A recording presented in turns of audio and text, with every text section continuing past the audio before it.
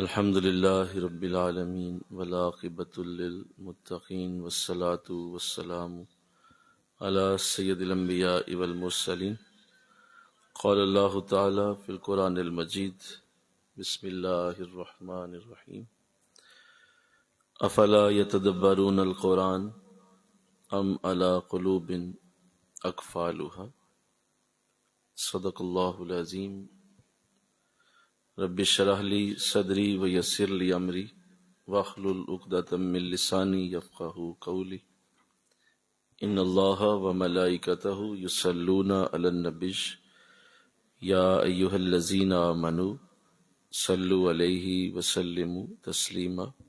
مل کے پڑھیے صلاۃ والسلام علیک وعلی آلک واصحابک یا سیدی یا حبیب اللہ الصلاۃ والسلام علیک یا سیدی یا رحمت للعالمین الصلاۃ والسلام علیک یا رحمت للعالمین۔ نہایت ہی معزز و محترم حاضرین و سامعین، الحمدللہ کلام مقدس کو ترجمے اور تفسیر کے ساتھ پڑھنے کی اس مبارک نشست میں آج انشاءاللہ العزیز سورہ فرقان کی اگلی آیات پڑھنے کی سعادت حاصل ہوگی۔ پہلی 9 آیات پڑھنے کا اللہ نے موقع دیا، 8 آیات۔ آج انشاءاللہ اگلی آیات سے ہمارا سلسلہ گفتگو شروع ہوگا۔ بسم اللہ الرحمن الرحیم۔ ارشاد فرمایا اللہ نے، انظر کیف ضربوا لک الامثال فضلوا فلا یستطیعون سبیلا تبارک الذی ان شاء جعل لک خیرا من ذلک جنات تجری من تحتها الانہار ویجعل لک قصورا بل کذبوا بالساعۃ واعتدنا لمن کذب بالساعۃ سعیرا اذ رأتهم من مکان بعید سمعوا لها تغیظا وزفیرا وَإِذَا أُلْقُوا مِنْهَا مَكَانًا ضَيِّقًا مُقَرَّنِينَ دَعَوْا هُنَالِكَ ثُبُورًا لَا تَدْعُوا الْيَوْمَ ثُبُورًا وَاحِدًا وَادْعُوا ثُبُورًا كَثِيرًا قُلْ أَذَلِكَ خَيْرٌ أَمْ جَنَّةُ الْخُلْدِ الَّتِي وُعِدَ الْمُتَّقُونَ كَانَتْ لَهُمْ جَزَاءً وَمَصِيرًا لہم فیہا ما یشاؤون خالدین کان علی ربک وعدا مسئولا۔ صدق اللہ العظیم۔ آیت نمبر 16 تک پڑھا گیا، ترجمہ سماعت کیجیے۔ آیت نمبر 9 سورہ فرقان۔ انظر کیف ضربوا لک الامثال فضلوا فلا یستطیعون سبیلا۔ اے نبی آپ ذرا ملاحظہ تو کیجئے، یہ لوگ کیسی مثالیں آپ کے متعلق بیان کرتے ہیں، سو اس بے ادبی کے باعث وہ گمراہ ہو گئے ہیں، پس وہ اب راہ نہیں پا سکتے۔ تبارک الذی ان شاء جعل لک خیرا من ذلک جنات تجری من تحتها الانہار ویجعل لک قصورا۔ بڑی خیر و برکت والا ہے اللہ، جو آپ کے لیے اگر چاہے تو بنا دے اس سے بہت بہتر، یعنی ایسے باغات جن کے نیچے نہریں رواں ہوں، اور آپ کے لیے بنا دے بڑے بڑے محلات۔ مل کے کہیے سبحان اللہ۔ تو یہ 2 آیات چونکہ پچھلے موضوع سے جڑتی ہیں، اس لیے انہیں پڑھنے کی سعادت حاصل ہوئی ہے۔ اللہ نے ارشاد فرمایا، جیسا کہ پچھلی گفتگو جو کی گئی تھی، امید ہے آپ نے اس پہ غور کیا ہوگا کہ آقا دو جہاں صلی اللہ علیہ وسلم کی بارگاہ میں یہ آیات اتاری گئیں اور یہ بتایا گیا کہ آپ کے لیے اس طرح کے الفاظ کہ یہ رسول اللہ کا تو یہ کھانا کھاتا ہے، یہ کیسا رسول ہے جو بازاروں میں چلتا پھرتا ہے، اور اس کے ساتھ کوئی فرشتہ کیوں نہیں جوڑا گیا جو اس کے ساتھ مل کے کام کرتا ہے، اور کوئی خزانہ کیوں نہیں اسے دیا گیا اور یا کم از کم ایک باغ ہی دیا گیا ہوتا جس کی آمدنی سے یہ کھاتے. تو اس طرح کے فضول اعتراضات اور فضول باتیں جو کفار کی طرف سے کی گئیں، اور آخر میں جو بہت ہی دل اندوز اور بڑی ہی تکلیف دہ بات جس کو علیحدہ ذکر کیا گیا کہ ان ظالموں نے یہاں تک کہہ دیا کہ تم ایک جادو زدہ شخص کے پیچھے چلتے ہو. تو ایسی بے ادبی کے الفاظ جو حضور کی بارگاہ میں بولے گئے اور آپ کی بارگاہ میں اس طرح کا انداز اختیار کی، کو بند کر دیں، بالکل اس طرح کا انداز اختیار کیا گیا. تو اس کے اوپر سیر حاصل گفتگو ہماری پچھلے جمعہ میں ہو چکی ہے اور ہم اس پہ گفتگو کر چکے ہیں. میں صرف یاد دہانی کے لیے یہ بات عرض کرنا چاہتا ہوں کہ شان مصطفیٰ کا اس سے زیادہ خوبصورت انداز نہیں ہو سکتا کہ اللہ نے اپنے نبی کی شان کو جس طرح سے بیان کیا، اور ایک ایک وہ جملہ جو حضور کے لیے یہ بد نصیب بولا کرتے تھے، اللہ نے اسے قرآن کا حصہ بنا کے قیامت تک کے آنے والوں کو خبردار کر دیا کہ تم میں سے کوئی اگر ایسا کہے گا تو آگے جو میں لفظ اتار رہا ہوں وہ سن لو کہ ایسا جس نے بھی کہا وہ ہمیشہ کے لیے گمراہ ہو گیا. یہ الفاظ اس لیے اتارے گئے ہیں تاکہ ہم جب بھی اسے پڑھیں تو ہم اپنی نسلوں کو بھی اس طرح کی بے ادبی سے محفوظ رکھیں اور خود بھی محفوظ رہیں اور اپنے عقیدوں کے اوپر کوئی کمپرومائز نہ کریں. اور آقا دو جہاں کی شان مقدسہ کے معاملات اتنے بڑے کر دیے گئے کہ ان لفظوں کو اتارنے کا اور مقصد کیا ہے، کیوں یہ لفظ لکھے گئے کہ اللہ کے قرآن کی زینت بن گئے، اور یہ بتایا گیا کہ یہ ایسے ایسے الفاظ آپ کے لیے کہتے ہیں. تو خیر ایک ایک جملہ ان کے لیے کہہ کے آگے چلتے ہیں. ایک تو یہ کہا گیا کہ کھانا کھاتا ہے، تو یہ تو ایک فضول قسم کا اعتراض ہے کہ اللہ کا رسول کھانا کیوں کھاتا ہے. بھائی یہ تو دنیا کا ہر انسان کھانا کھاتا ہے، اور ظاہر ہے بشر ہے، بشریت کے تقاضے ہیں، تو ان کے لیے پھر ایسے ہی انداز ہوں گے. بازاروں میں چلتا پھرتا ہے، تو ہر نبی دنیا میں جتنے بھی آئے ہیں وہ بازاروں میں گئے ہیں، پھر وہ بھی چلتے پھرتے رہے ہیں، یہ تو کوئی انداز نہ ہوا.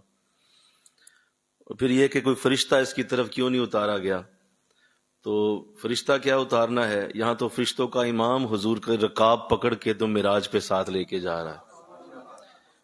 فرشتہ کیا اتارنا ہے، آپ فرشتے کو اتارنے کا کہہ رہے ہیں، یہاں فرشتوں کا امام ساتھ چل رہا ہے اور حضور کی سواری کی رکاب اس کے ہاتھوں میں، اور وہ بھی ایک مقام پہ آتا ہے تو کہتا ہے کہ حضور اس سے آگے میرا اب بس نہیں چلتا، اس سے آگے آپ ہی جا سکتے ہیں.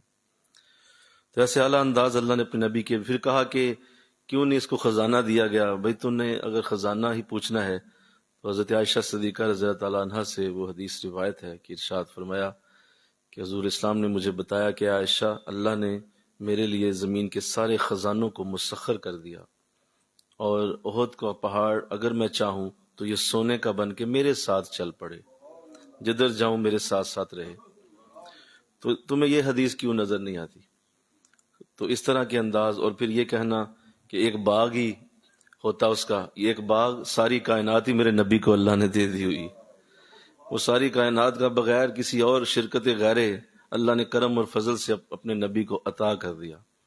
یہ سب نظام، جتنی بھی زمین و آسمان کی گہرائیاں، پنہائیاں، اونچائیاں ہیں، یہ سب حضور کو خبا کر دی گئی، یہ سب آپ ہی کے لیے بنایا گیا. تو ایک باغ کہتا ہے یہ سارے باغ ہی حضور کے ہیں، بلکہ اللہ نے تو کہا انا اعطیناک الکوثر، ہم نے ساری کثرت آپ ہی کو دے دی ہوئی. تو لہذا یہ تو تمہارے دیکھنے کا انداز ہے نا، بولو جی، یہ تمہارے دیکھنے کا انداز ہے. تمہیں کوئی پڑھانے والا ایسا ملا نہیں جو عشق رسول کی اینک لگا کے تمہیں پڑھاتا، تو تمہیں آیات قرآنی میں حضور کی ہی عزتیں نظر آتی. تو لہذا باغ کیوں نہیں ملا، خزانہ کیوں نہیں ملا، اور فرشتہ نہیں اتارا گیا، یہ عجیب و غریب قسم کے اعتراضات ہیں جن کا کوئی وجود نہیں. اور آخر میں جو بات کی ہے کہ حضور اسلام پہ استغفر اللہ جادو ہو چکا ہے، تو اس پہ بھی میں نے پچھلے جمعہ میں سیر حاصل گفتگو کی تھی، اور مجھے اس کے بارے میں بہت سارے لوگوں نے رابطہ کیا اور انہوں نے کہا جی حضرت بہت بڑی ہماری اصلاح ہوئی ہے، ورنہ اتنا بڑا یہ ظلم ہے کہ ہم اس کو اکثر سنتے رہتے تھے، بچپن سے سنتے آئے ہیں کہ حضور پہ جادو ہو گیا تھا.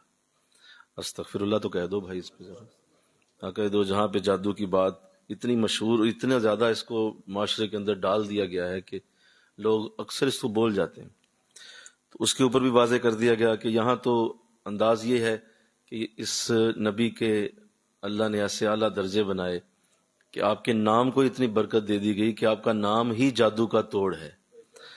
تو آپ جس کے نام سے جادو ٹوٹ جائے اس شخص پہ جادو کیسے ہو سکتا ہے؟ تو ایسے انداز جو ہے وہ قرآن ذکر کر رہا ہے. اور پھر آگے بڑی خوبصورت بات کی جو آج ہم نے آیت پڑھی ہے، انظر کیفا ضربوا لک الامثال. اے نبی ذرا دیکھیے تو صحیح آپ کے لیے کیسی کیسی مثالیں بیان کرتے ہیں اور کس طرح کا یہ انداز بناتے ہیں. فضلوا، تو یہ گمراہ ہو گئے. بس یہ گمراہی ہے. اس کا مطلب گمراہی کا سبب حضور کی بے ادبی ہے. ان میں سے کوئی یہ نہیں کہہ رہا تھا استغفر اللہ کہ میں اللہ کو نہیں مانتا. بولیے، ایسی کوئی آیت ابھی ہم نے نہیں پڑھی. بولیے، یہ سارے حضور کے بارے میں کلمات ہیں کہ یہ فلاں ہے، یہ فلاں ہے، یہ فلاں ہے، یہ فلاں ہے. تو اللہ فرما رہا ہے فضلوا، یہ سارے ہی گمراہ ہو گئے، یہ گمراہی کی طرف چل پڑے. جو حضور کی بے ادبی کے الفاظ اپنی زبان سے نکالتے ہیں ان کے لیے تو سوائے گمراہی کے کچھ بھی نہیں.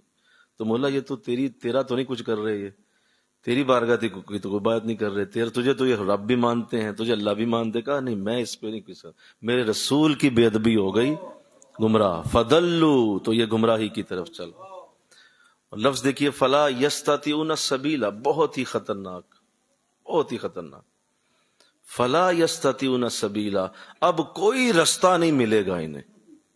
سارے رستے بند کر دیے ہم نے، اس پہ ہمارا کوئی کمپرومائز نہیں ہے، ہم اس پہ بالکل چھوڑنے کو تیار نہیں ہیں. یہاں پہ تمہارا ناطقہ بند، یہاں پہ ساری کی ساری حکمتیں ختم، سارے رحم کے دروازے ختم. فلا یستطیعون سبیلا، اب کوئی سبیل، کوئی رستہ تمہیں نہیں ملنے والا اگر بے ادبی کر دی.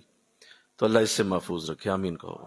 اللہ اس سے محفوظ رکھے. اور یہ اللہ کا نظام ہے، اس کو سمجھا جائے اور اللہ کے نظام کو سمجھ کے بعد زندگی گزاری جائے. میں رات بھی کلام کر رہا تھا کہ اللہ کے نظام کو جو سمجھ جاتا ہے اس کی زندگی بڑی آسان ہو جاتی ہے. تو اللہ کے نظام میں سے یہ بھی ہے کہ اس کے محبوب سے صرف محبت کی جائے، اس کے محبوب سے صرف پیار کیا جائے، اس کے محبوب کے لیے صرف اچھے ہی لفظ بولے جائیں. اس کے محبوب کے لیے جتنے چاہے زمین و آسمان کی خوبصورتیوں کی بات کر لو، سب کو اللہ قبول کرے گا. کیونکہ اللہ کی وہ محبوب کی اللہ نے برکت ہی ایسی رکھی ہے آپ کی ذات میں کہ کتنی ہی تعریف کر لو وہ کم ہی نظر آئے گی. یوں لگے گا کہ حق تو یہ ہے کہ حق ادا نہ ہوا. تو حق ادا نہیں ہوگا، جتنی چاہے تعریفیں کرتے جاؤ حضور، کوئی حرج نہیں. تو فرمایا کہ یہ راستہ نہیں پائیں گے. اگر ارشاد فرمایا تبارک الذی ان شاء جعل لک خیرا من ذلک. بڑے دھیان سے سنیے گا.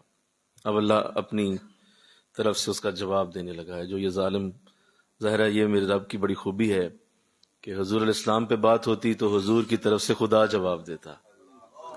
یہ بڑی خوبی ہے آپ کی، مل گئے ہو نا، سبحان اللہ، بڑی خوبی ہے. بس یہ کمال ہے.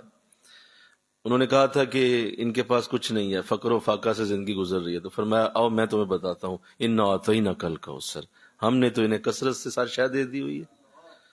تو مولا بات ان پہ ہوتی ہے، انہیں بولنے دینا. کہ نہیں وہ کیوں بولے، میں بولوں گا ان کی طرف سے. میرے محبوب ہیں، میری بات ہے، میرے ساتھ بات کرو نا. بھیجا میں نے ہے، بولیے، دیا میں نے ہے، محبوب میں نے بنایا نا، تو اس لیے جواب بھی میں ہی دوں گا.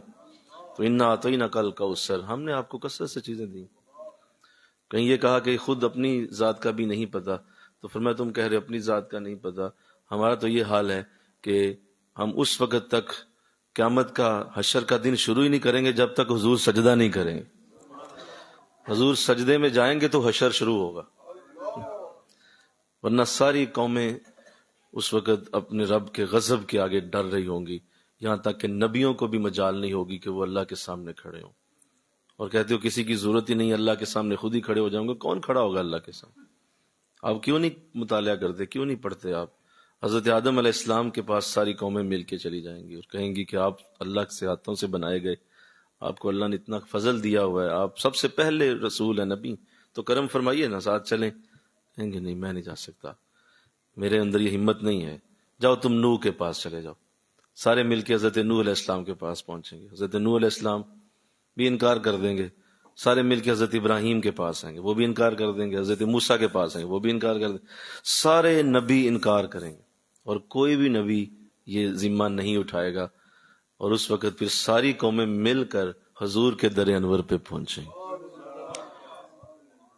اب اچھا یہاں وسیلے کا انکار کرتے ہیں، بولیے یہاں وسیلے کا انکار کرتے ہیں، وہاں نبیوں سمیت وسیلہ لیں گے سارے، وہاں کہیں گے نہیں نبیوں کو بھی ساتھ لے کے چل، خود بھی جائیں گے نبیوں کو بھی ساتھ لے کے پہنچ جائیں گے، اور آقا دو جہاں کے در انور پہ حاضر ہوں گے، اور حضور اسلام فرماتے ہیں میرا جواب یہ ہوگا انا لہا، میں تمہارے لیے ہی ہوں، انا لہا، میں تمہارے لیے ہوں، آؤ میں دیکھتا ہوں رب کی ذات کو۔ تو آپ پھر جب چلیں گے ساتھ تو ایسا سجدہ فرمائیں گے کہ اس سے پھر اللہ فرمائے گا کہ اے نبی سر اٹھائیے، ارفع راسک یشفع تشفع، اے نبی اپنا سر اٹھائیے، آپ شفاعت کیجئے، آپ کی شفاعت قبول کی جائے گی، سل سوال کیجئے تو عطا کیا جائے گا۔ تو اس وقت پھر حشر کا دروازہ کھل جائے گا اور قوموں کی اس وقت پھر اللہ میزان نصب فرمائے گا۔ تو لہذا حضور کے کہنے سے حشر شروع ہونا ہے، اس سے پہلے حشر کا بھی کوئی وجود نہیں ہے۔ تو جب حضور کے کہنے سے سارا کچھ ہو رہا ہے تو بھئی تمہیں مسئلہ کیا ہے، پرابلم کیا ہے؟ ہمارا ہی رسول ہے وہ، اللہ مل کے کہو نا سبحان، غیروں کا نہیں ہے وہ، بھئی ہمارا ہی ہے۔ تو جب ہمارا ہے تو ہماری ہی عزت ہے، ہماری ہی بڑائی ہے، ہمارا ہی بڑا ہونا ہے، ہم ہی عزت والے بنیں گے نا۔ جس کا باپ بڑا ہو بیٹے بھی بڑے ہوتے ہیں، جس کا باپ بڑا ہو اس کی اولاد بھی بڑی ہوتی ہے، جس کی باپ کی عزت اس کی اولاد کی بھی عزت ہوتی ہے۔ بھئی تمہیں مسئلہ کیا ہے؟ ارے کیسے عجیب ہیں جن کو ان عزتوں سے ویسے ہی پتہ نہیں مسئلہ ہے، پتہ نہیں کیوں ہے، آج تک سمجھ نہیں آئی۔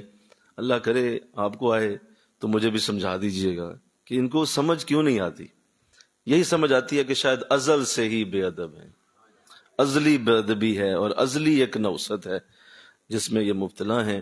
اللہ کا شکر کہ اس نے ہمیں ان میں شامل نہیں ہونے دیا، اللہ کا انتہا شکر، اس نے کرم فرمایا۔ اب دیکھیے اس آیت میں نے اس لیے یہ باتیں کی ہیں کہ اس آیت میں بڑی اعلیٰ بات کی گئی۔ اللہ جواب دے رہا ہے ان لوگوں کو جنہوں نے یہ بات اپنے منہ سے کہی کہ حضور ایسے ہیں تو حضور ویسے ہیں۔ تو کہا دیکھیے تبارک الذی، بڑی برکت والا ہے وہ، ان شاء جعل لک خیرا من ذلک، جو یہ کہہ رہے ہیں کہ خزانہ مل جائے، باغ مل جائے، اگر اللہ چاہے تو آپ کے لیے بہت بہتر بنا دے چیزوں کو، بڑی بہتری پیدا کر دے۔ یہ تو بات ہی کوئی نہیں کر رہے، میں خود اگر چاہوں تو تمہارے لیے کیا نہیں کر سکتا، کیا جنات تجری من تحتها الانہار، تمہارے لیے ایسے باغ پیدا کروں جن کے نیچے نہریں رواں ہوں۔ ہم کر سکتے ہیں، ہمارے لیے کوئی مسئلہ نہیں۔ وَيَجْعَلْ لَكَ قُصُورًا، یہ جو کہہ رہے ہیں کہ آپ کے پاس باغ ہونا چاہیے، اس کی آمدنی آپ کو آئے، ہم محلات کے محلات کھڑے کر دیں آپ کے لیے، وَجَعَلْ لَكَ قُصُورًا، آپ کے لیے بڑے بڑے محل میں کھڑے کر دوں، لیکن نبی میں ایسے کروں گا نہیں۔ مل کے کہو نا سبحان اللہ۔ اس کے پیچھے صاف واضح کہا جا رہا ہے کر دوں، کر سکتا ہوں، لیکن کروں گا نہیں۔ اللہ، حضور اسلام کی ساری زندگی حالت یہی رہی ہے، اور آپ کی زندگی کو اگر سٹڈی کیا جائے تو ایک بہت بڑی بات سامنے آتی ہے۔ ایک ہفتے میں حضور اسلام نے 7 دن کھانا نہیں کھایا۔ آپ کی ساری زندگی ایسی حالت میں گزری ہے کہ وہ جو لفظ لکھے گئے، حضرت پیر کرم شاہ رحمۃ اللہ علیہ نے ضیاء النبی میں سے تحریر کیا کہ اگر آپ ساری زندگی میں حضور اسلام نے جو گوشت استعمال کیا ہے، اگر آپ اس کو جمع کریں تو وہ 10 کلو نہیں بنتا۔ اتنی اسرت سے زندگی گزاری، کئی دن گھر میں چولہا نہیں جلتا تھا، کئی دن۔ اور جو ہے ازواج مطہرات فرماتی ہیں کہ ہمارا اکثر گزارا 2 کالی چیزوں پہ ہوتا تھا، ایک پانی اور ایک کھجور، یہ 2 چیزیں ہم استعمال کر کے تو دن گزار لیتے تھے، کھجوریں کھا لیتے یا پانی پی لیتے۔ تو اس طرح کی زندگی حضور کو دی گئی۔ تو فرمایا ہم چاہیں تو کیا نہیں کر سکتے آپ کے لیے، اور یہ سارا کچھ ہمارے ہاتھوں میں ہے، لیکن نبی ہے ہمارا یہ انداز آپ کے لیے ایسا کبھی نہیں ہوگا۔ اور دوسری طرف دیکھا جائے تو آپ کو آفرز کتنی بڑی کی گئی۔ حضرت رضوان جو جنت کے داروغہ ہیں تشریف لائے حضور کی بارگاہ میں، اور آپ کے ہاتھ میں ایک صندوقچی تھی، تو آقا اسلام کے سامنے حاضر ہوئے، سلام کیا، فرمایا اللہ کی بارگاہ سے حاضر ہوا ہوں۔ صندوقچی کھولی گئی تو اس کے اندر چابیاں تھیں، فرمایا یہ اللہ نے بھیجی ہیں، اور فرمایا ہے کہ جاؤ میرے نبی کو کہہ دو کہ یہ سارے خزانوں کی چابیاں تمہارے پاس، تو آپ اس سے لے لیجئے، یا کیا رائے ہے آپ کی، قبول فرماتے ہیں آپ؟ تو حضرت جبریل علیہ السلام بھی ساتھ ہی تھے، تو حضور اسلام نے جبریل علیہ السلام کی طرف دیکھا تو حضرت جبریل علیہ السلام نے اپنا ہاتھ زمین پہ رکھ دیا. تو اگر اسلام نے مسکرا کے فرمایا جاؤ میرے رب کو کہہ دو کہ میں تواضع اختیار کروں گا، مجھے اس چیز کی حاجت نہیں ہے، مجھے اس چیز کی ضرورت نہیں ہے، اس لیے کہ میری امت میں ایسے ایسے غریب لوگ ہوں گے جن کو ایک وقت کی روٹی ملے گی تو دوسرے وقت کی نہیں ملے گی. ان کے لیے میری زندگی مشعل راہ بن جائے گی کہ اگر میرے پاس ایسا آج دن ہے تو میرے رسول نے بھی ایسے دن دیکھے ہوئے ہیں. لہٰذا میں اپنے امت کے ایسے لوگوں کے لیے ایسی زندگی اختیار نہیں کروں گا جو اتنی امیری والی اور اتنی تونگری والی زندگی ہو. تو اس لیے آقا اسلام کا یہ انداز کہ حضور نے اسے خود اختیار کیا. الفقر فخری، فرمایا فقر میرا فخر ہے، یہ جو میں فقر کی زندگی گزار رہا ہوں یہ میرا فخر ہے، میں اسے فخر سے اپناتا ہوں، یہ میں نے خود اپنائی ہے، میری اپنی یہ چوز کردہ ہے، منتخب کردہ ہے، میں نے خود ایسی زندگی کو گزارا. اللہ تو ایسے الفاظ بولنا استغفر اللہ کہ نبی کے پاس تھا کچھ نہیں، نبی غریب تھا، یہ فضول باتیں اور اس طرح کے انداز بنانا یہ مناسب عمل نہیں ہے. اللہ اس سے ہمیں محفوظ رکھے. تو لہذا ظاہری طور پہ جو انداز دیا گیا وہ قرآن واضح کر رہا ہے کہ نبی ہم یہ چاہتے تو سارا کچھ کر سکتے تھے اور ہم تمہارے لیے بڑے بڑے محلات بھی کھڑے کر سکتے تھے، لیکن اللہ کو یہی زندگی پسند ہے. یاد رکھیے یہ جو مڈل کلاس لائف ہے نا یہ بڑی اللہ کو پسند ہے. اور یہ جو مڈل کلاس طبقہ ہے ہمارے معاشرے میں جو مڈل کلاس طبقہ ہے اصل میں زندگی انجوائے یہی کرتا ہے. بھئی یہ کیا ہوا کہ ہر وقت ہی آپ کی جیبیں لاکھوں کروڑوں سے بھری پڑی. بولے گئے صحابہ نے حضور سے یہ کہا تو حضور نے اس پہ ناپسندیدگی کا اظہار فرمایا. فرمایا یہ کیا دعا کرتے ہو کہ ہر شے مل جائے؟ یہ کس طرح کی دعا ہے؟ یہ کیا بات ہوئی؟ اللہ کا نظام ہے، اللہ کا ایک سسٹم ہے، اس نظام کے اندر اسے پسند ہے وہ یہ ہے مولا ایک دن کھانے کو دے اور ایک دن مجھے کھانے کو نہ دے، تاکہ جس دن کھانا کھاؤں تو تیرا شکر ادا کروں اور جس دن نہ کھاؤں تو صبر کر کے تجھے راضی کرنے کی کوشش میں لگ جاؤں. تو یہ دونوں زندگی کے رخ ہونے چاہیے. کبھی مال ہو گیا، کبھی ختم ہو گیا، کبھی جو ہے وہ کم ہوا، کبھی زیادہ ہو گیا، کبھی بیماری آ گئی، کبھی صحت آ گئی، کبھی جو ہے وہ کبھی عزت ہو گئی، کبھی کسی جگہ تھوڑی بےعزتی بھی ہو گئی. تو یہی لائف ہے. یہ کیا بات ہوئی کہ آپ ایک ہی چیز کے اوپر چل رہے ہیں؟ تو اس سے محفوظ رکھے اللہ. انشاءاللہ تو کہہ دو بھائی، اللہ واضح کر رہا ہے کہا ہم دے سکتے ہیں سارے جنتیں، لیکن یہ نہیں کریں گے ہم. اس طرح کا انداز آپ کے ساتھ نہیں ہوگا. ہاں حشر کے دن سارا کچھ آپ ہی کا ہے. مل کے کہو نا سبحان اللہ. جنت بھی آپ کی ہے، جنت کی نعمتیں بھی آپ کی ہیں، جنت کے مزے بھی یہاں دنیا میں نہیں ہم پسند کریں. یہاں انداز یہی رہنا چاہیے. اللہ تو اس لیے اللہ کی رزق کی تقسیم پہ راضی رہا جائے. انشاءاللہ کہو جو رزق اس نے دیا ہے اس پہ راضی رہا جائے کہ مولا تیرا کرم ہے، تیرا بڑا ہی فضل ہے مجھ پہ. اس پہ کوئی بات نہیں ہوگی، کوئی ڈیبیٹ نہیں. رزق بالکل فائنل. 120 دن آقا اسلام نے فرمایا جب ماں کے پیٹ میں 120 دن کا بچہ ہوتا ہے تو فرشتہ آتا ہے اور وہ سارے رزق کو لکھ دیتا ہے جو اللہ نے اسے دینا ہوتا ہے. اب وہ 120 دنوں پہ وہ لکھا گیا، وہ بڑھ نہیں سکے گا، وہ اتنا ہی رہے گا. ہاں کیا ہوگا اگر کوئی نماز روزہ کا عادی ہے، نیکیاں کرتا ہے، اپنے آپ کو گناہوں سے بچاتا ہے اور اچھے اعمال کرتا ہے تو اللہ اس میں برکت پیدا کر دے گا. وہ 1000 کا نوٹ 1000 کا ہی رہے گا، وہ لاکھ کا نہیں بننا. ہاں وہ 1000 لاکھ جیسا کام کر جائے گا، کام وہ لاکھ جیسا کر جائے گا، ہوگا 1000 ہی. بولو یہ ہے برکت. وہ پیسے بڑھتے نہیں ہیں، جو لکھ دیے گئے پیٹ کے اندر لکھا گیا، تقدیر میں نوٹ ہو گیا اتنے 1000 لاکھ کمائے گا، ختم. اب تمہارے اوپر ہے کہ تم اسے حلال ذریعے سے حاصل کرو یا بولو سارے بولو حرام ذریعے. یہ تمہارے اوپر ہے، تم حلال سے کما لو یا حرام سے، یہ تمہارا. اور اسی پہ حساب ہوگا، اسی پہ پوچھا جائے گا کہ ہم نے تو بھائی تمہارا رزق فائنل کر دیا تھا، اب تم نے کمایا کیسے؟ تم نے چوری کیوں کی؟ تم نے ڈکیتی کیوں کی؟ تم نے حق کیوں مارا؟ تم نے فلاں کا جو ہے ضائع کر کے مال اپنے پاس کیوں رکھا؟ تو نے یہ کیوں کیا؟ ہم نے تجھے دینا ہی دینا تھا. اگر تو حلال طریقے سے کماتا تو بھی ہم تجھے دے دیتے، ضرور دیتے، وہ تیرا ہی تھا. لیکن تو نے غلطی کی، تو نے جلدی میں اس کو غلطی کر کے تو اپنے پاس رکھنے کی کوشش کی. ایسے ہی دیکھو مثال دیتا ہوں کہ ایک جگہ مجلس ہو رہی ہے، فرض کرتے ہیں کہ مجلس ہو رہی ہے، درس ہو رہا ہے، قرآن کا درس ہوا ہے، تو ظاہر ہے وہاں پہ لوگ آتے ہیں تو جو صاحب محفل ہے، میزبان ہے، اس نے کھانا بھی تو بنایا ہوتا ہے نا. بولو اس نے کھانا بنایا ہوا ہے لوگوں کے لیے کہ بھئی اتنے لوگ آ جائیں گے تو اتنے بریانی کے ڈبے بنا لیتا ہوں، چلو لوگوں کو لنگر تقسیم کر دوں. اچھا، اب ایک شخص یہ ہے کہ وہ بھی بیٹھا ہوا ہے اندر، درس اس نے بھی سنا، محفل ختم ہوئی. اب جب وہ درس کے بعد محفل کے بانٹنے والے آ گئے اور انہوں نے جب وہ ڈبے بانٹنے لگے تو ایک بندہ اٹھا، اس نے جلدی جھپٹ کے جو ہے ڈبے پکڑنے شروع کر دیے، جھپٹ کے پکڑ رہا ہے. اب وہ ڈبے وہ بھی لے گیا، بولیے، اور یہ جو بیٹھے ہوئے تھے تسلی سے بیٹھے ہوئے تھے، قطاروں میں بیٹھے ہوئے تھے، ڈبے انہیں بھی مل گئے ہیں.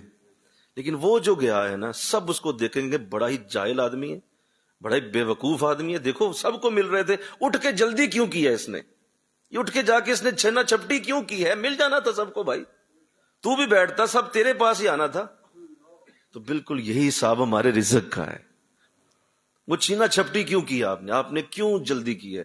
اللہ نے رزق تیرے دامن میں ڈالنا ہی ڈالنا ہے. اور پھر دیکھو بعض ایسے ہوتے ہیں کہ وہ لڑتے رہتے ہیں ہمیشہ اللہ سے، اسی بات پہ لڑتے ہیں. تو وقت تیرا رزق لکھ دیا تھا اس نے، ابھی تو پیدا بھی نہیں ہوا تھا. بولو، دیکھو پیدا ہونے کے جیسے بندہ عام جملے بھی تو بولتا ہے نا کبھی دوستوں میں بیٹھا ہوا، اور تیرے پیدا ہونے تو پہلے کر دیتا سی یہ کام.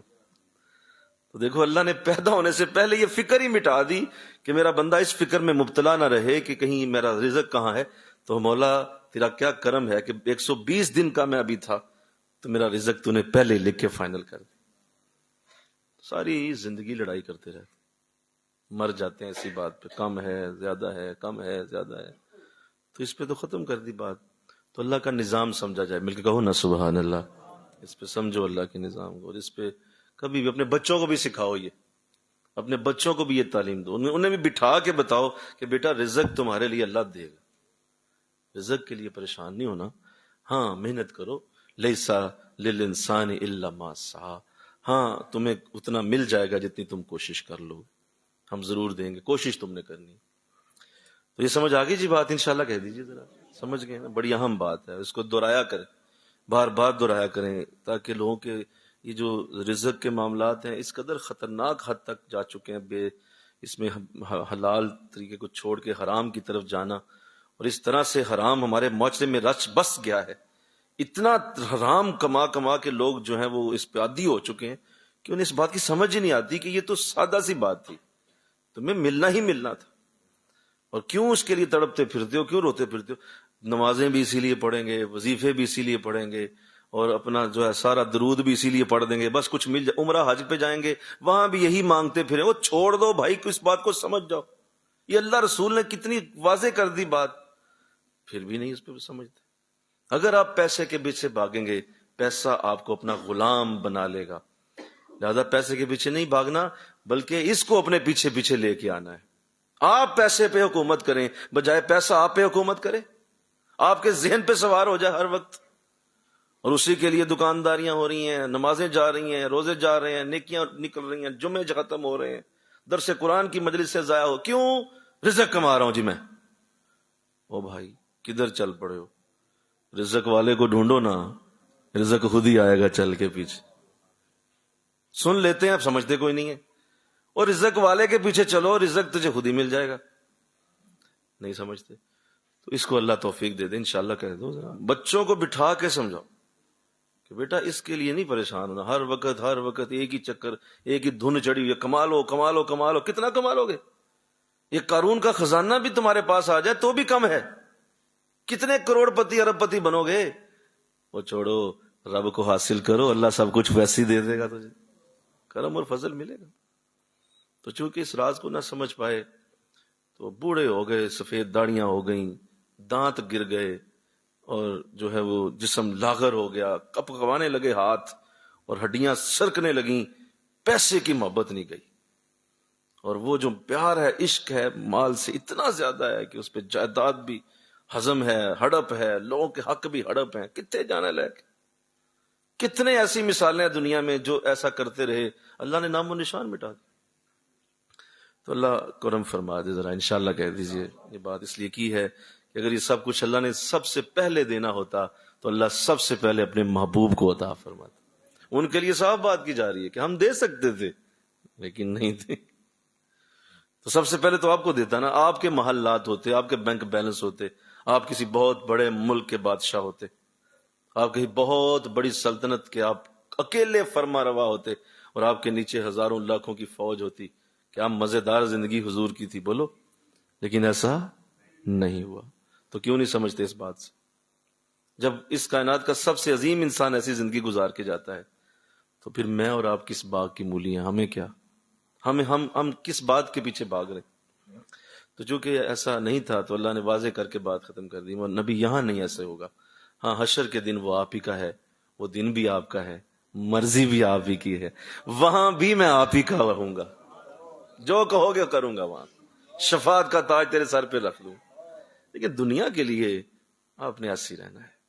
یہ محلات وغیرہ چھوڑیں ان چیزوں. تو چونکہ لوگ اسی کے پیچھے بھاگتے رہ گئے اور آپ دیکھ رہے ہیں مسجدیں ویران ہیں، مسجدوں کی صفیں باں باں کرتی ہیں، روتی ہیں. کوئی آ جائے ہمارے پہ نمک، کیوں؟ اتنے کاروباری جناب اتنے مصروف ہیں، کسی کو پتہ نہیں، انتظار رہتا ہے مسجدوں کو کوئی آئے آ کے نماز ہی پڑھے. قرآن گھروں میں پڑھے ہیں، کھولنے کا وقت ہی کوئی نہیں. اتنا بزی آدمی یار.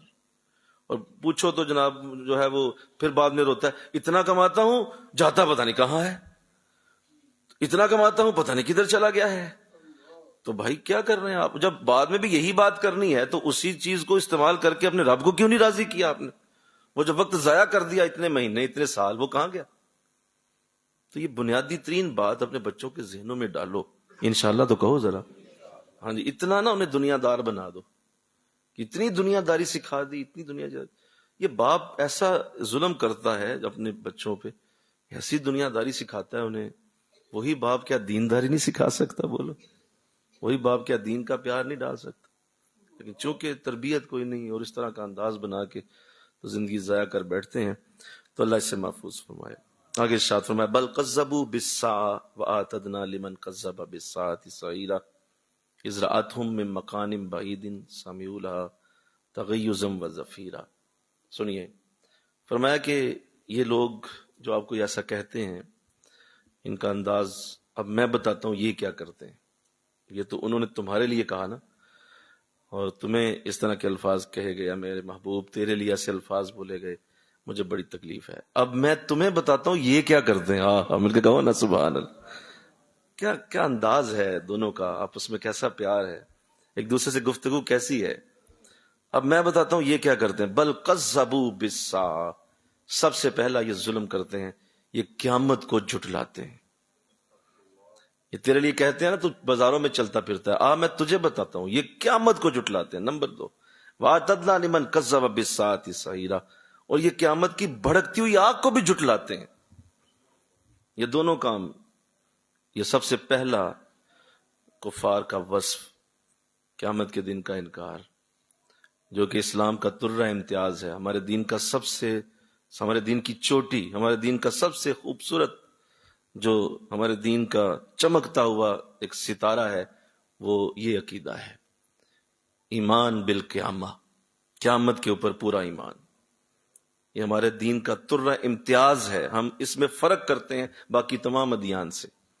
ہندو، سکھ، یہودی، عیسائی، یہ سب اس سے انکاری ہیں، کوئی بھی نہیں اسے مانتا. عیسیٰ علیہ السلام کہہ کے گئے ان سے کہ ایسا ہوگا، لیکن یہ نہیں مانتے. اور یہ سارے عیسائی اسی بات پہ ہیں کہ دیکھیے ہمارے لیے حضرت عیسیٰ چونکہ چڑھ گئے ہیں اور انہوں نے سولی پہ چڑھ کے اپنی جان کو اللہ کے سپرد کر دیا، لہٰذا ہمارے لیے وہ قربانی دے چکے ہیں، پھانسی چڑھ گئے تھے، لہٰذا اب ہمارے لیے حشر کے دن صرف موج ہی موج ہے، ہمارے لیے کوئی قیامت کا دن نہیں ہوگا، کہ عیسیٰ ہمارے لیے تکلیف لے گئے. استغفر اللہ تو کہہ دو. وہ اسی پہ ساری زندگی گزار کے ہزاروں کروڑوں مر چکے ہیں اور ہزاروں کروڑوں مریں گے اسی بات پہ کہ عیسیٰ علیہ السلام ہمارے لیے کر چکے ہیں.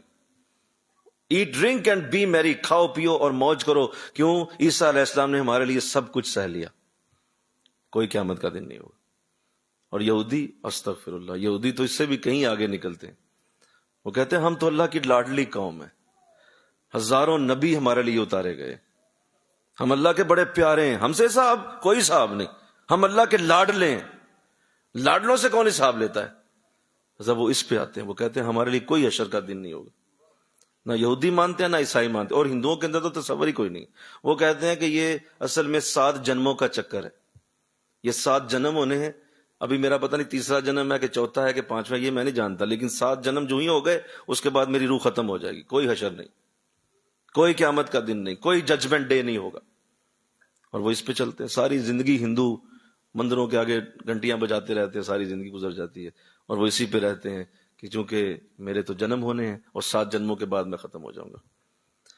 یہ سارا ان کا انداز ہے. اسی طرح دیگر جتنے مذاہب ہیں کوئی بھی قیامت کے دن کو نہیں مانتا، صرف اسلام اس پہ مانتا ہے. مل کے کہو سبحان اللہ.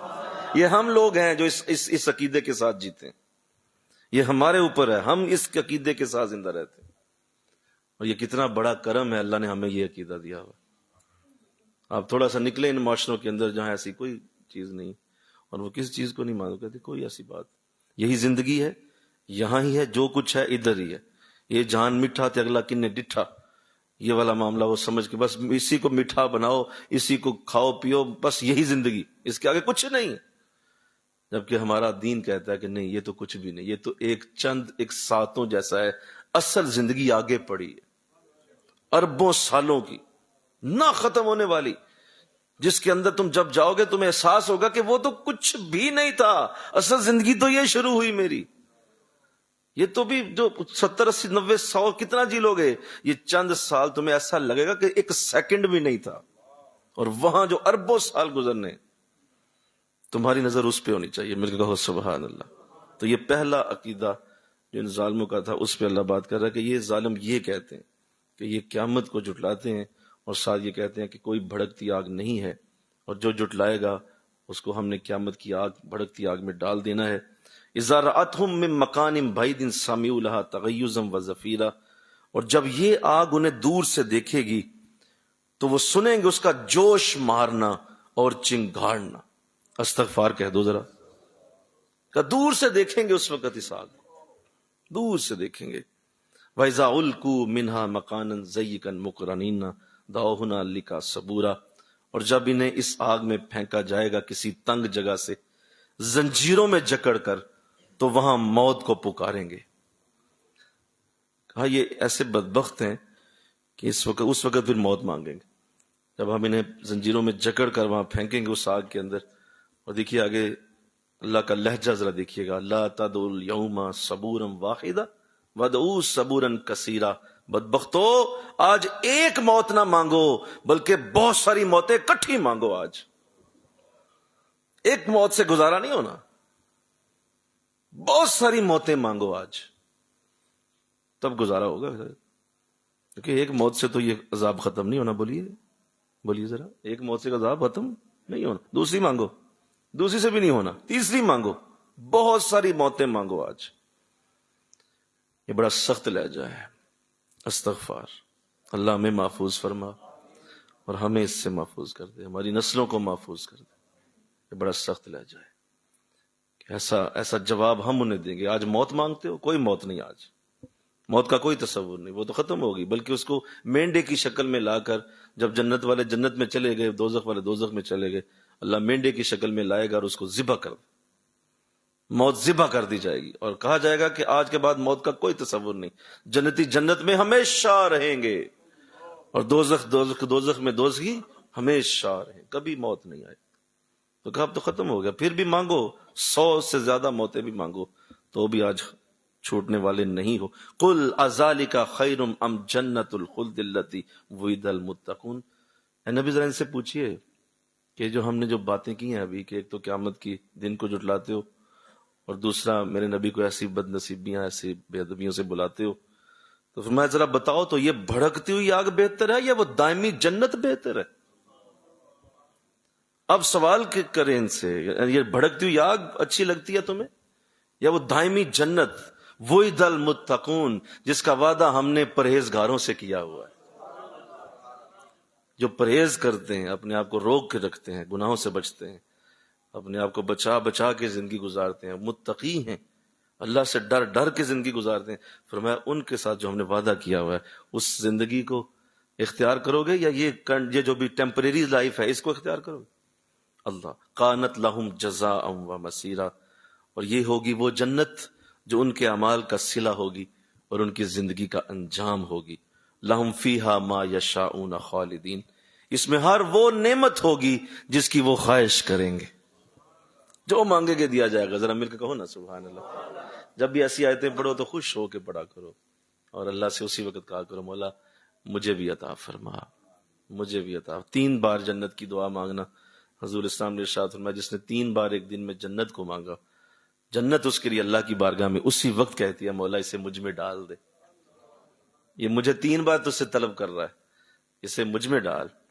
اور 3 بار جس نے دوزخ سے ایک دن میں پناہ مانگ لی، آقا فرماتے ہیں دوزخ یہ اللہ سے عرض کرتی ہے مولا 3 بار اس نے پناہ مانگی ہے، اسے مجھ سے دور کر دے، مجھ سے پرے رکھ اسے، یہ 3 بار مجھ سے پناہ مانگ چکا ہے۔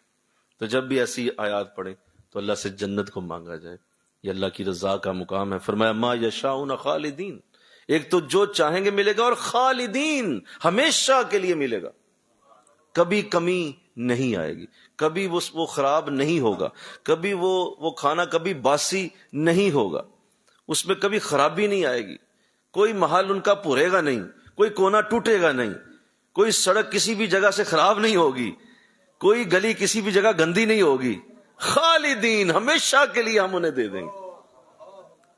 کیا خوبصورت، دیکھو نا آپ کتنی اچھی نعمتیں کھائیں کبھی تو ختم ہو ہی جاتی ہیں یار، آپ کتنے اچھے گھر میں رہیں کبھی تو پینٹ خراب ہوتا ہی ہے نا، بولو نا یار، کبھی تو دروازہ ہلکا سا آواز دیتا ہی ہے نا، یار پرانا دروازہ ہو گیا، کبھی تو آپ اس گھر میں یہ سوچتے ہیں کہ یار یہ جالا لگ گیا کونے میں، لگتا ہے پرانا گھر ہو گیا۔ فرمایا نہیں ایسا نہیں ہوگا، ہر وقت نئی چیزیں ہم انہیں دیں گے، کبھی انہیں ایسا فیلنگ نہیں آئے گی اس جنت میں رہتے ہوئے۔ دیکھو کیسے پیارے میرے رب کے انداز، کیسے، لیکن ہے ادھار، بولو نقد کوئی نہیں، نقد ادھار، یہ ادھار وعدے ہوگا، ہم دیں گے، ہم کرم کریں گے، یہ وعدے ادھار ہیں، بس اس پہ ہم دھوکہ کھا جاتے ہیں، ہم کہتے ہیں ہمیں نقد دو، ہمیں نقد دو، اس نقد کے لیے پھر ظلم کرتے ہیں، زیادتیاں کرتے ہیں، گناہ کرتے ہیں۔ اللہ کہتا ہے میرے وعدے ادھار ہیں، اور مجھ پہ پورا یقین رکھو، انک لا تخلف المیعاد، ہم اپنے وعدے کبھی نہیں توڑتے، پورا ایمان رکھو، میرے رب کا وعدہ ہے وہ دے گا۔ اور جب کبھی ایسا خیال بھی آئے نفس کی طرف سے تو نفس کو یہ ضرور کہو کہ تیرے وعدے پہ اعتبار کروں یا خدا کے وعدے پہ اعتبار کروں، ہائے ہائے ہائے، مل کے کہو نا سبحان، تو نفس ہے میرا، تو نفس ہے، تیری اوقات کیا ہے، تو ایک نفس ہے، میرا خدا بھی وعدہ کر رہا ہے، تو تیرے پہ اعتبار کروں یا نفس یا خدا کے وعدے پہ؟ اس کو جواب دو گے نا تو آسانی ہو جائے گی، اس کو جواب دو گے تو گناہوں سے بچ جاؤ گے، ورنہ اس کے جھانسے میں آ جاؤ گے اور کہیں نہ کہیں وہ معاملہ خراب کر بیٹھو گے۔ تو اللہ فرما رہا ہے کہ وہاں خالدین کان علی ربک وعدا مسئولا، وہاں ہمیشہ رہیں گے، آپ کے رب کے ذمہ وعدہ ہے جس کو اس نے اپنے اوپر لازم کر لیا ہوا ہے۔ ہمارے اوپر کوئی اور تو لازم کر نہیں سکتا، بولو کہ پورا کریں آپ، ہم نے خود ہی اپنے اوپر لازم کر لیا ہوا ہے۔ میں خدا ہو کے کہہ رہا ہوں میں نے لازم کر لیا اپنے اوپر اس وعدے کو پورا کروں۔ تو دیکھو میرا انداز تو دیکھو، ہم کسی کے زیر نگی نہیں آ سکتے، ہمارے اوپر کوئی حکومت نہیں کر سکتا، ہمارے اوپر کوئی بات چلا نہیں سکتا، ہم اپنی بات خود ہی اپنے اوپر لے رہے ہیں، ہم اپنے آپ کو خود ہی جواب دیں گے کہ ہم نے وعدہ کیا ہوا ہے تم سے، تو ضرور دیں گے۔ تو آؤ اللہ سے دعا تو کرو آج، انشاءاللہ کہہ دو اللہ ہمیں آقا دو جہاں کی سچی محبت عطا فرمائے، اور یہ جو اللہ نے وعدے کیے اور اس طرح کے خوبصورت انداز قرآن میں جو آج ہم نے پڑھنے کو ملے، اللہ ہمیں یہاں داخل کرے انشاءاللہ، اور قرآن سامنے رکھ کے ہم یہ اللہ سے بات کرتے ہیں۔